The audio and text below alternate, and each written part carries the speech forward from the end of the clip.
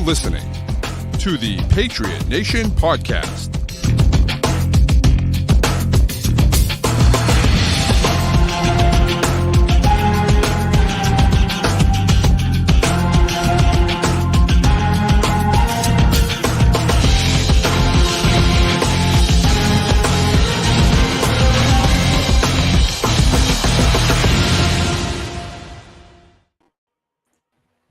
Right, welcome back to the Patriot Nation podcast, which of course is presented by FanDuel, CLNS's official wagering partner. Go to fanduel.com/Boston to sign up now.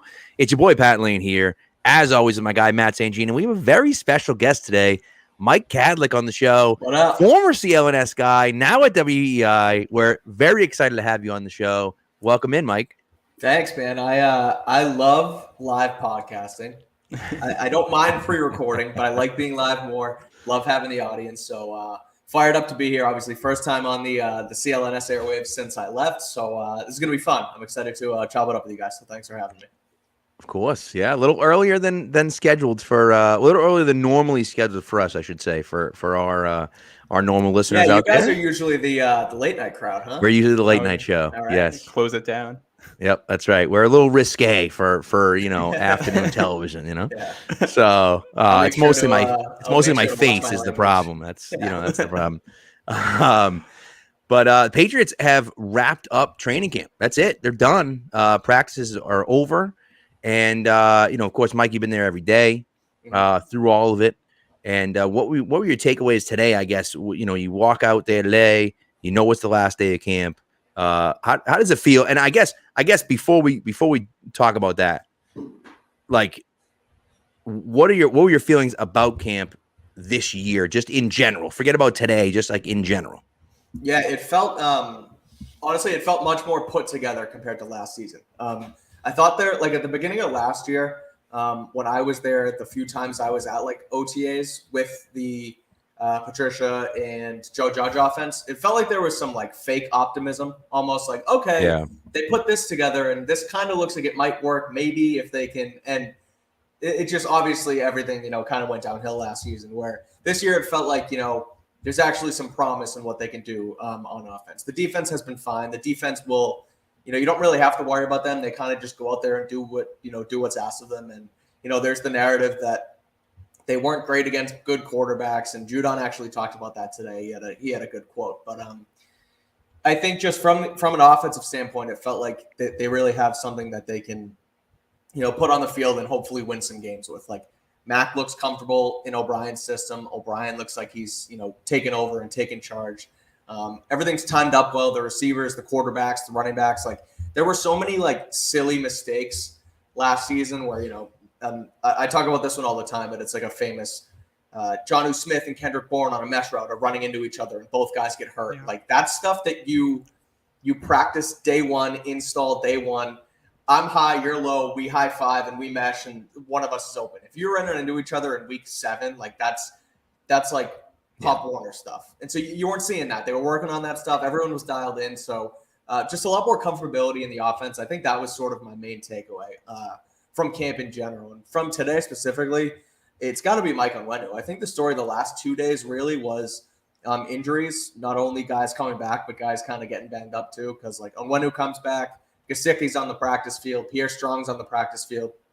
But then today you have Christian Gonzalez get banged up. Jonathan Jones is still not out there. Demario Douglas has been, going to the conditioning field. So kind of a mixed bag on that front. But the biggest question mark is going to be this offensive line, and to see Onwenu come back, even though he wasn't a participant, to be there in uniform, not on PUP anymore, it clearly means he's on a good trajectory. So that's gonna have a trickle down on the offensive line. So that's my big takeaway from today.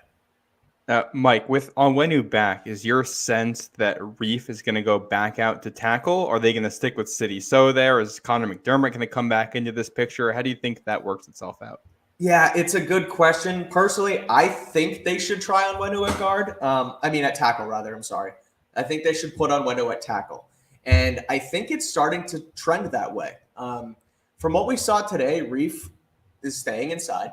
Nothing has changed. I have to be careful with the words I say because Patriots, they've been on us about reporting what we can say and not say and all that stuff. But things have stayed put despite Onwenu being there, if you catch my drift. So I think they might just, plug Onwenu on there and keep Reef inside.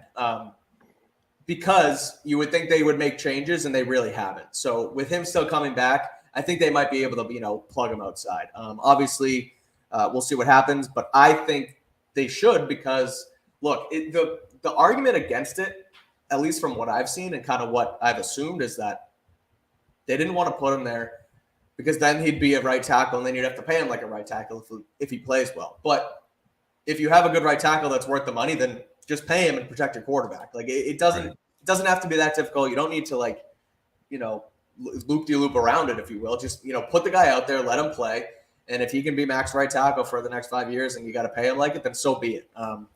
He's also a great guard, though. So you have Reef, and it'll be interesting to see what they do. But if it were up to me, I would put him at tackle and make sure that you have him and Brown on the outsides and go from there. Yeah, I mean, I agree with you. Oh, go ahead, man. Go ahead.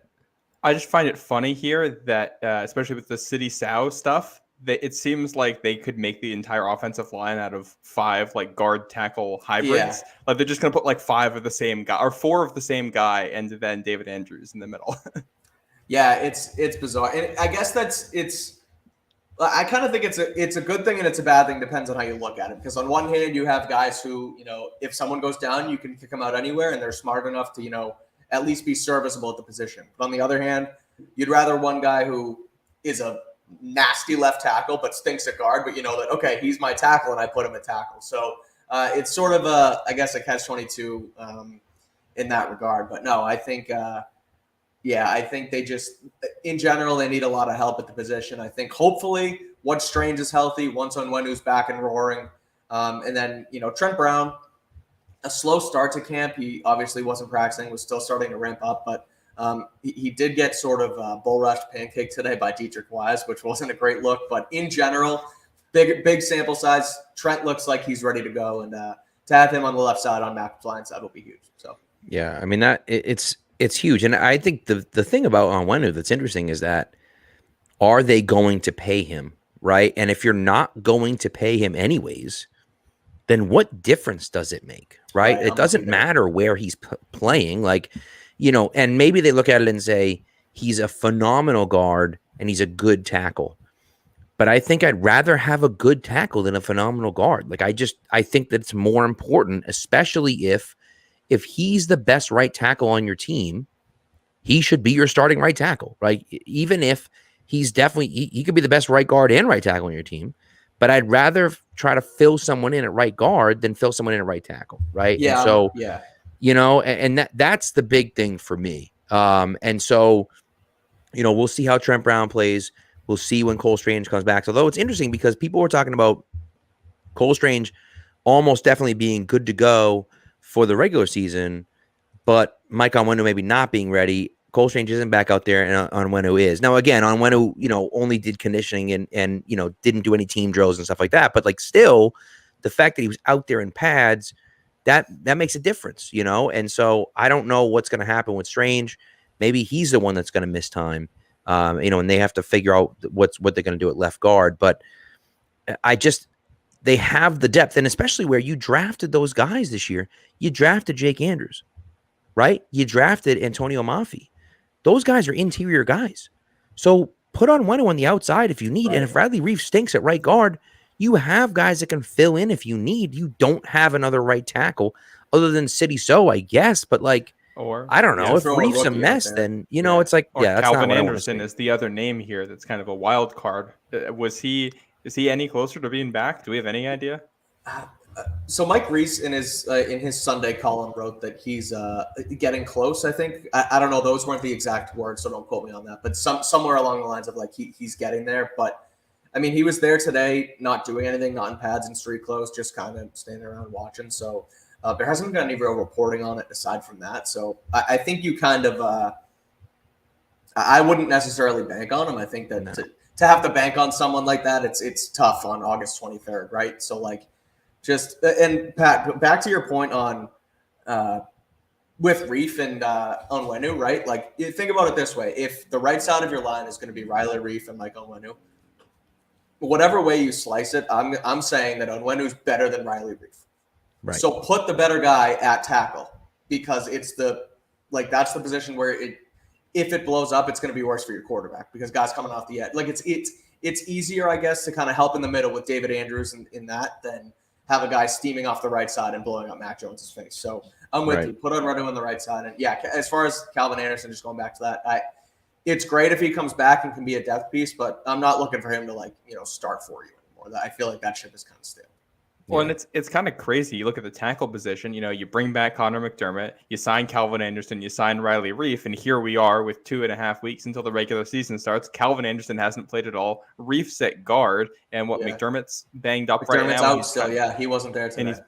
And he's been moving around the line even when he was healthy. I don't think he was a lock to make this roster. No. So it's a good thing they took as many shots as they did, but also we still don't have a good answer.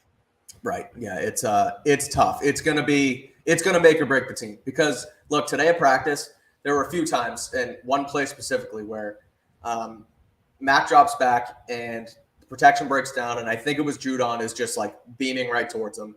Obviously doesn't hit him because red jersey, practice, whatever, runs past him. But then Mac is able to reset, and he drops a dime to Kendrick Bourne in tight coverage on a crosser. Beautiful throw, beautiful catch. If it's blocked up, it's a touchdown, but you're not even getting there if your offensive line isn't giving you anything. So it's obvious, right? But that's going to make or break what you can do offensively. And so it's a big question mark. And again, you hope these guys get healthy before the season. But if that can't be blocked up, then they're going to have a hard time again. And it's, again, not going to really be Mac Jones's fault. So right. Well, and that makes it difficult, because you wonder who are the guys that are going to slot in. And so I think when we look at it, you say, okay, our starting five, right? What we're hoping for, right, will be Trent Brown, Cole Strange, David Andrews, probably Riley Reef, and then Mike Onwenu. The question is, if Strange and Onwenu aren't ready for the regular season, are we starting two rookies on the offensive line, right? Tony Mafi looks like right now. Yeah. He's looked like the best guard outside of the top two. He's looked like one of the best guards on the team. I feel like you have to put him at left guard. And then nobody else has done even close to what City So has done at right tackle. And he hasn't been amazing, but he's been better than what else we've seen out there. So, I just think I look at it and think, okay, that offensive line isn't bad. But if those two guys don't come back healthy, you're starting two rookies on the offensive line. Right. One of them who hasn't played one. That's right. And so great. I like the kid. He hasn't played tackle since he was a freshman in college, which was like 15 years ago. So it's just, it's a lot. So, and especially like you say, against the Eagles, and then the next week against the Dolphins, and then the third week against the Jets, you're not getting any breaks to start the season. You're facing some really good competition in the starting seven. So in the front seven. So it's going to be tough for them. And Onwenu coming back today was a big step forward. And if he's back healthy week one, that's gonna really, really help them. Yeah. So I want to switch to another position here on the offense, because there's another one where we've got some injuries clouding what's going to happen with the roster, and that's running back. This is a position I think is interesting. We talked about it after the last game. You could argue the best preseason performer at running back has been J.J. Taylor, and you've got Ty Montgomery, who in theory might be one of the better guys in the room, who basically has not played at all. Pierre Strong is the guy they drafted more highly last year and who made the team out of camp, and Kevin Harris didn't. And now he's hurt. So it's kind of hard to get a read on who's going to fill in those roster spots behind Ramondre Stevenson and Ezekiel Elliott. What's your thinking on that at this point? My thinking is, thank God they signed Zeke, because outside of Zeke and Ramondre, it's not only a house of cards, but it's a bunch of jokers. And that's not to be derogatory towards these guys, but it's just they're not great outside of those two. And they're unreliable, because Ty Montgomery, like you said, Matt, he's great when he's out there, but we've only seen him for probably 5 or 6 plays over 2 years when he's out there, and they're great when he's there. But outside of that, it's you can't rely on him health-wise. So I'd be surprised if he makes the team at this point, even though he's out there back, because, again, you can't trust him. So I think and I'm sort of making tweaks, and I know this is sort of half roster projection episode, half, where things are. Like right now going into this preseason game, I think they're going to keep 3 backs. And I think it's going to be Ramondre. I think it's going to be Zeke, and I think it's going to be Pierre Strong. Kevin Harris hasn't shown enough. Montgomery you can't trust, and I think Strong, though he was banged up, he was in concussion protocol. Today he shedded the red non-contact jersey, so I think he's getting there. And I don't know exactly what day in the protocol is, and frankly I don't know it like the back of my hand. But today's Wednesday. If he's in a white jersey, has another off day tomorrow, he might be able to play on Friday, get a couple snaps, and if he can show out, then he might win that third job. And I think that's sort of it's when you're trying to break down a 53-man roster, like it's not always going to be running back versus running back for the last spot or wide receiver versus wide receiver. You kind of have to make it'll be the last running back, or do we keep a linebacker who can play on special teams as well? So I look at the 6 receivers that they might want to keep. I look at some linebackers that they might want to keep that can play special teams. And I don't think they have the room for a 4th running back, because no matter who it is, I agree. Whether it's JJ, whether it's Ty, and whether it's Kevin Harris, I just don't think they're deserving of a top 53. So that's sort of where I sit with the running backs. And like I said from the top, thank God they got Zeke. No kidding. I think JJ Taylor and Kevin Harris you can stash on the practice squad too, and effectively have that 4th running back or 5th running back during the season whenever you need them. Right. Yeah, no, I'm with you too. That's the practice squad, and the waivers is kind of not that it's different than it used to be, but I know that the rules have sort of changed since COVID, and they're bigger practice squads now, and the rules for waiving guys and who has to clear versus who doesn't can change. And so there's going to be so many guys who get cut, and so many guys who aren't going to get claimed, and they're just going to be right back with the team. And they're just going to be guys who you can pull back and forth and put on the roster. Like you said, guys like JJ, guys like Kevin Harris. I look at a guy like Malik Cunningham, and I know that it's a different position. Well, I'm sure we'll get to it here, but I don't know if he's going to make the team. I don't know if another team's going to claim him. Depends. I think he kind of got screwed with Saturday's game getting cut out because he wasn't able to get another drive out there. Right. So we'll see what happens there. But a lot of these guys, we talk about them getting cut, but a lot of them aren't going to get claimed, and they're guys who they like enough where once they come back, they're basically going to cut them and say, look, stay another night in the hotel, and we'll see you on Monday. So I agree. It'll be interesting, but ultimately I say 3 backs. But JJ to me is, he's Bam Childress. He's a guy that excels in the preseason. He's done nothing in the regular season to justify that. We've seen it over and over and over again in the regular season. He can't get it done in a real NFL game against real NFL talent. And I like the guy. He works hard, obviously. They obviously like him. He's been around for a while, but he's just not that guy. You know what I mean? He'll be a practice squad, like Matt said. He'll be practice squad, and if they need another body to catch passes or, run down on special teams when someone else gets hurt, then they'll pull him up. But, otherwise I don't see him worthy of 53. Yeah, I agree. So Joshua Littlejohn's asking a ton of questions, which is great. But he asked a question about Tyquan Thornton and if Tyquan is back. And I think it's funny because when Matt mentioned the injuries caused him position, that's what I was thinking about, because I thought he was talking about wide receiver. I thought he was going to wide receiver. And so I guess the question is, are they going to start the season with 6 wide receivers on the roster? And if they don't, who are they going to get rid of? Yeah, I'm in the boat right now that they're going to keep all 6. I think that it's going to be, according to Chris Price from the Globe, apparently Tyquan is week to week. So it's tough to, again, he's going into a season with an injury. I know it's only his 2nd year, but he's another guy who can't stay healthy, but he has so much potential. I don't think they're going to cut bait with him yet. I think they would if he wasn't a 2nd-round pick from last season. I think he would be off the team. But they can't do it yet. I think, again, he has too much potential, and they spent a lot of capital on him. So if he's here, that might be a guy who once they clear waivers, and if they keep him on the 53, then they put him on IR. He's only out 4 weeks. And then they can bring another guy back and add him to the 53. So I don't think they're going to want to risk cutting a guy like Kayshon Boutte either, because I wouldn't be surprised if the team snatched him up. He's had a good couple weeks. He's strung together a couple good practices here. I think if he has another solid game in the reps he gets on Friday, then I think he locks himself in a spot. Because too, I noted this in my piece today on WEEI.com, but Boutte saw a lot of special teams reps today too. I found that interesting because if when you weigh guys position by position, if they can contribute on special teams, they're more likely to grab a job, or whether he's just a wide receiver. And so for them to start, repping him as a gunner and as a punt returner and things like that, if he can do a bunch of different stuff, then he's going to warrant a position on the 53. 100%. Yeah, that's something that stood out to me too, and that goes back to running back with Pierre Strong. I think he plays more special teams than anybody else in that room, and when you go down the line, that's where if Matt Sokol is going to make the team. In my head, there's like a mini roster battle between like Matt Sokol and Calvin Munson going on for like the 53rd spot right now. Munson's up against everybody. He's a guy who everyone wants to squeeze him on, and I get it. Like right now, I have him off, but there's so much like from right now to Tuesday.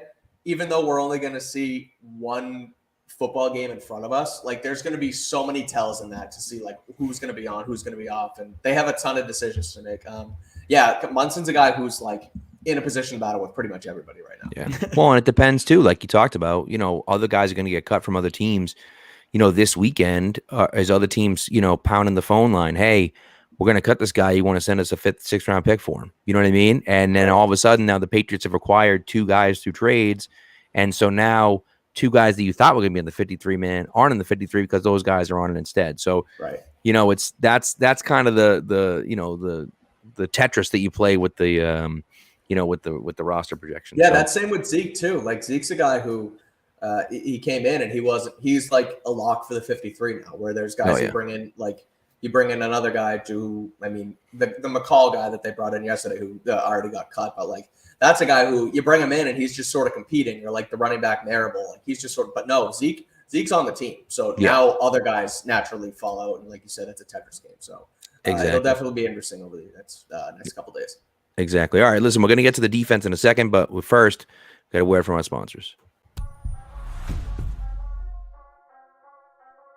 Football season is about to kick off, and FanDuel is giving you the chance to win all season long. Because right now, when you bet on a Super Bowl winner, you can get bonus bets every time they win in the regular season. Just pick any team to win the Super Bowl, and you'll get bonus bets for every victory. You can use your bonus bets on spreads, player props, over-unders, and more. So visit FanDuel.com/Boston and start earning bonus bets with America's #1 sportsbook.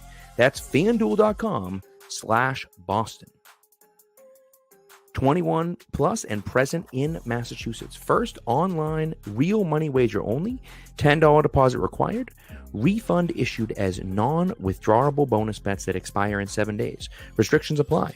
Max bonus $50 unless specified otherwise. See terms at FanDuel.com/sportsbook. Hope is here. Gambling helpline ma.org or call 1-800-327-5050 for 24/7 support. Play it smart from the start. GameSenseMA.com or call 1-800-GAM-1234.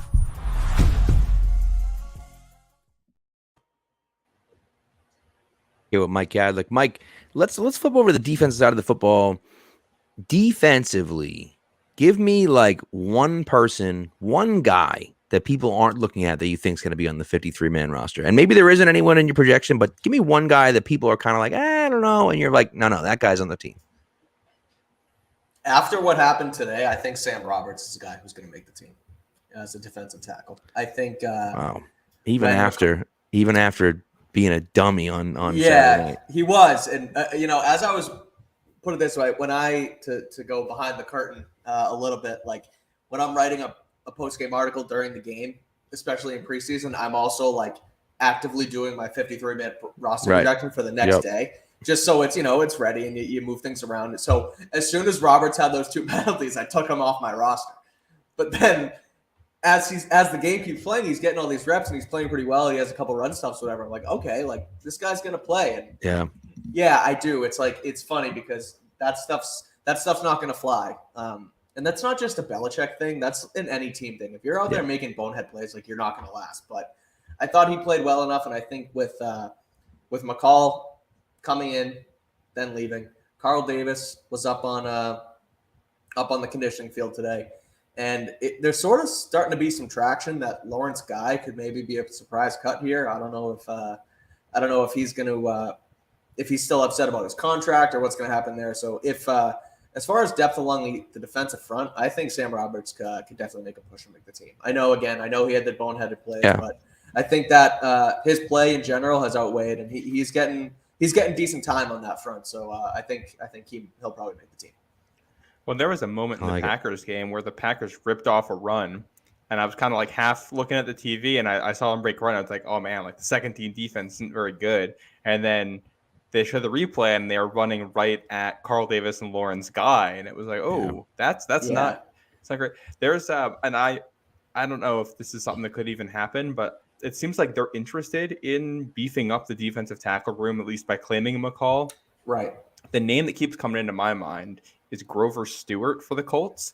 He's a guy who's on the last year of his deal. He's an elite run-stuffing defensive tackle. The Colts aren't very good. The Pats just played him last year, and they know how good he is. I don't know if a guy like that would ever be available, but I also feel like, Godshaw, his listed weight is higher. Supposedly he beefed up. I don't know if you really saw it against the run. I don't know if he looked improved Saturday night. And Carl Davis is Carl Davis, and McCall didn't pass his physical. If they're trying to add to the room, I think you could look to make a trade there. Yeah, I'm with you. There are so many moves that are going to happen.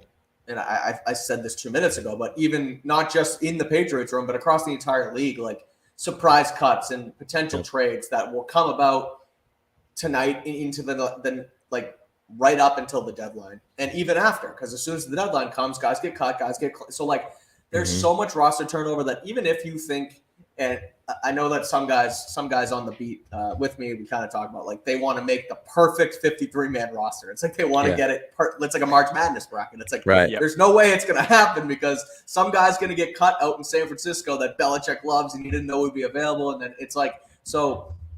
Again, like you said, a guy like Stewart on the Colts, anyone. I mean, you could bring in a guy like Jason Peters on the offensive line. Like I don't think that's going to happen, but there's talent out there that you don't know is going to be available. So, anything can happen. But yeah, I think as far as the defensive line, and that's kind of why I go with Roberts, because clearly they're looking to beef that up. So I think that's a spot that's kind of a mystery right now. I think their defensive front in general is solid, but from the outside looking in, it looks like they want to kind of make improvements. Well, something we've talked about, Pat, too, is that your week one opponent is Philly with that elite offensive line and running game, and you might tailor your initial 53 a little bit differently than you would in other years because you want the right roster for that game, and then you're going to make your usual adjustments going forward. Exactly. Yeah. No, it makes sense. I mean, I just, I get worried about that only because it's a passing league, right? But at the same time, then you sit there and look at what the Patriots have on the back end, and you think, well, they got a ton of depth at corner, they got a ridiculous amount of depth at safety, and I think the linebacker group is the group that I'm most concerned about because I think that Mack Wilson can cover the pass. I don't know if Mack Wilson can stop the run. And this is a defense that is predicated on them stopping the run. So that's what concerns me. I know Juwan Bentley wasn't out there on Saturday night. I get that. I know Marte Mapu wasn't out there on Saturday night. I don't know if he's going to be starting or not right away, but he might be.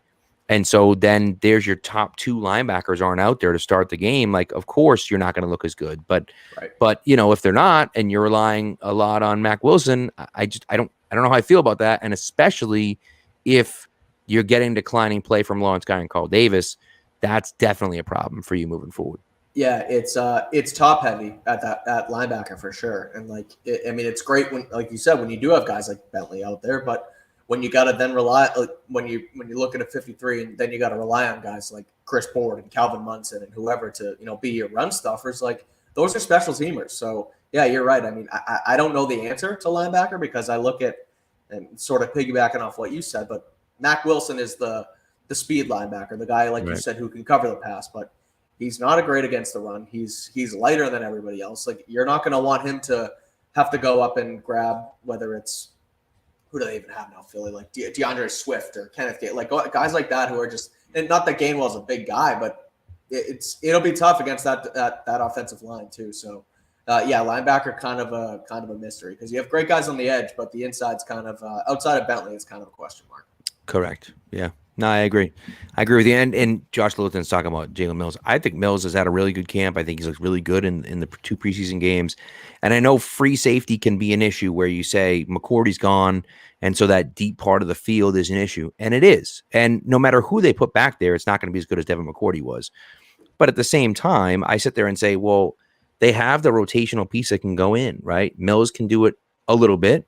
He won't do it every snap, but he can do it a little bit. Kyle Duggar can do it every now and again. Adrian Phillips could theoretically do it every now and again. I think John Jones is a guy that can play that deep free safety depending on the matchups and where guys are along the field. So I think they have enough depth that they can figure that out. It's just like, that's the question, is like they don't have that guy like McCourty anymore, but they have enough pieces that they can figure that out, I think. Yeah, I'm not like – some people are kind of worried about the corner depth with Jones being out, and then Jack Jones kind of a question mark, and Marcus Jones being better in the slot and not great on the outside. Like, I'm fine with their defensive backfield. I think you look at guys like Jack Jones, Christian Gonzalez on the outside, Jonathan Jones is a chess piece, Jabril Peppers is a chess piece, Jalen Mills is a chess piece. He can play corner if he needs to. Like, they're going to use all of their defensive backs in so many different ways, whether it's in the box, out of the box, in the slot, on the boundary. Like, they're just going to, and Jabril Peppers says it best, like spin the dial and just put dudes everywhere. Marte Mapu can play back there. He can play inside. Like, I think that they're going to put together a defense in the back end that is sensational, might be strong because I don't want to, put all my eggs in one basket, but I do. I think they're going to be really good back there. I think even if a guy like Jack Jones does get suspended, like Jonathan Jones, I think is going to be back for week 1, as scary as it may be that he hasn't practiced in, going on a month now. I think they're just being precautionary with him. So if he's there, like you said, he can play free. Mills can play free. Duggar is better as a box safety, but I think he's improving every single year in every aspect of his game. So I think they're comfortable with him back there.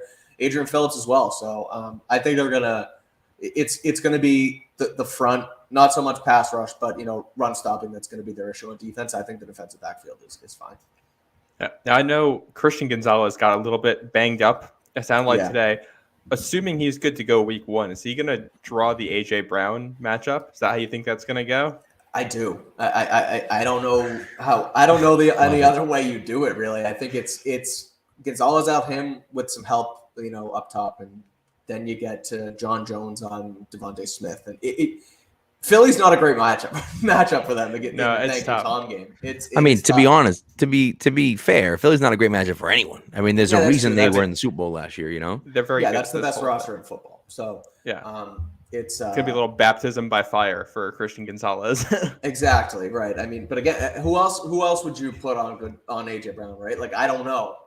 And as much as I just talked up those DBs, it's not a great matchup for them to have to put their rookie on a top 5 to 7 wide receiver in AJ Brown week 1. But if he's going to have a Sauce Gardner type season like people want him to, then he's going to be able to shut down AJ Brown. He's going to be able to go in the next week and man up against Garrett Wilson, or not the week 3 Garrett Wilson, but then Tyreek Hill. And they have a gauntlet to start. So it'll be, you said, baptism, trial by fire for sure for Gonzalez. But no, I think he's their best corner. I think he's cornerback 1. He was great to start camp.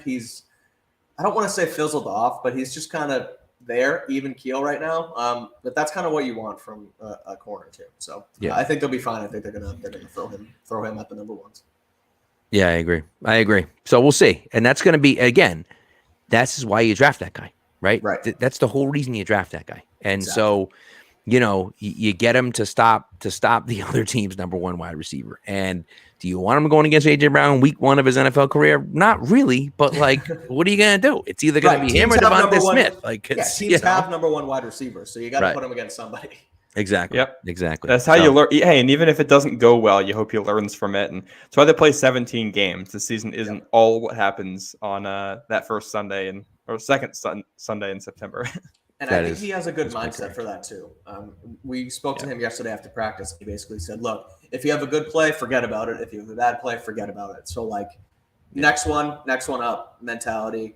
He seems to have a good head on his shoulders. Like, he's not going to get in his own head. He's just here to play football. So even if he does get torched by AJ Brown, I'm confident that he'll be fine. Yeah. It wouldn't be the first.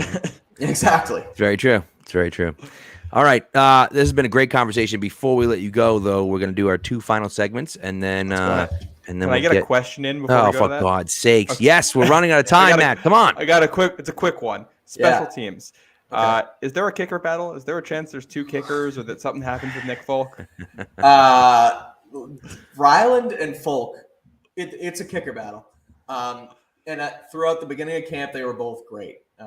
Back and forth, neck and neck. This guy hits a couple. This guy hits a couple. The last 2 days, they've both been bad. Ryland had a bad day yesterday. Folk had a bad day today. It's not what you want. I wouldn't shock me now if they do keep 2 kickers. It's crazy to have to find room for 2 kickers on a 53-man team, but it's not something that I would put past Bill Belichick. I think they might do it because, look, maybe Folk would want to come back if they cut him, but at the same time, he could go to a place like Dallas, where he's from, and kick at home. And they don't have a kicker in Dallas, and in a dome.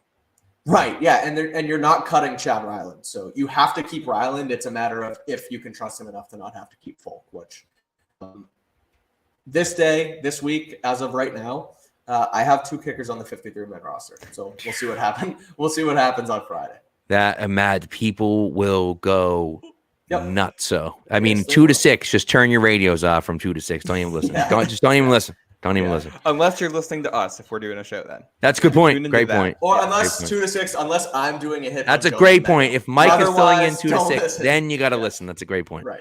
So maybe don't listen to the other radio station. Just There you go. listen. The 3 of us I like Listen. this show. This is good. See if Mike's on the show. That's all. So all right. Final 2 segments. Here we go. That was a good question, Matt. That was a good question. Yeah. Okay. That was good. All right, here we go. And now for something we think you'll really like. This week in sports history. All right, so I'm going to go first. My This Week in Sports History is from 1883. oh my. The Philadelphia Quakers make 27 errors against the Providence Grays in a 28-0 shutout defeat. So just so we're on the same page here. Did Devers play for them?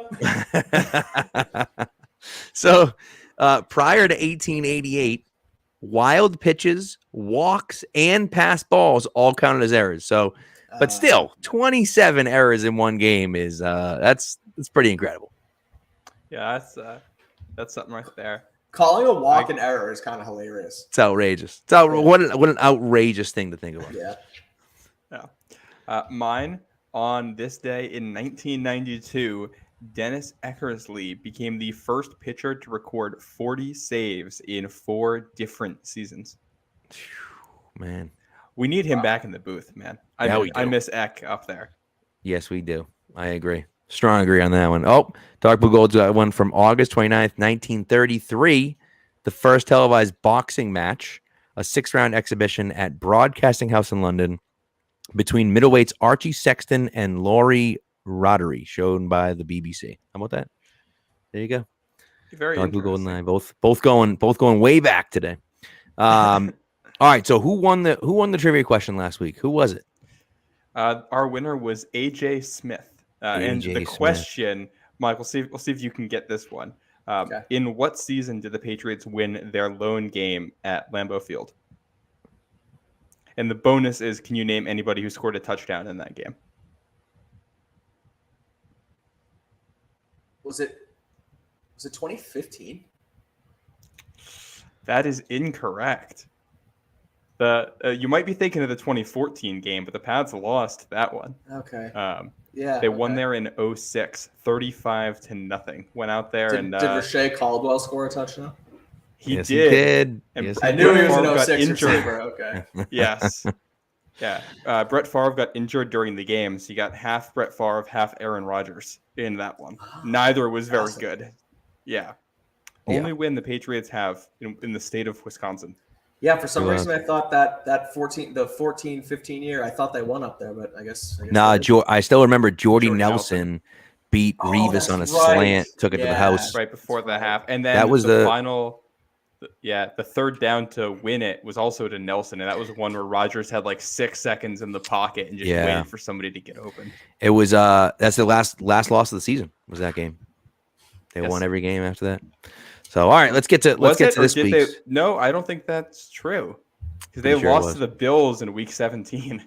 Oh well, I know, but I 17. mean, no one played that game. That doesn't count. No. Games that counted. Yes. All right. Our trivia question for this week, and a reminder of the rules. The first person to answer correctly in the chat, or Mike, you are eligible to answer as well. It's going to be we'll get an entry for a drawing we're going to do later this season to win something from the Patriots Pro Shop. So first person to get it, and if nobody gets it on this stream, then make sure to comment on the YouTube video or tweet at us or whatever and send us what your answer is. The question for today: who leads the Patriots in franchise history in all-purpose yards? That's receiving, rushing, kick return, and punt return all combined. Oh, that's a good question. That's a good one.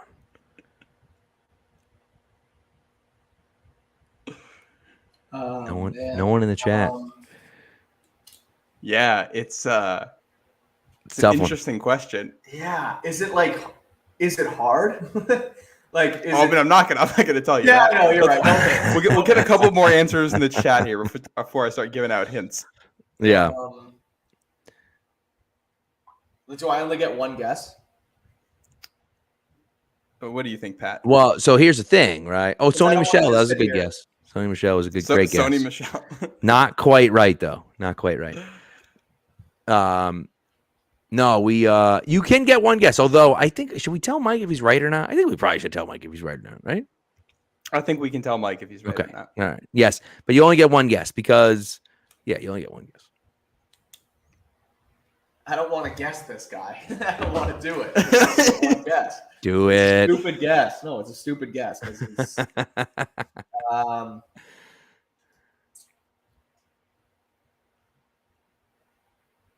all right, I'm just gonna go with Irvin Fryer. I like the guess. It is incorrect though.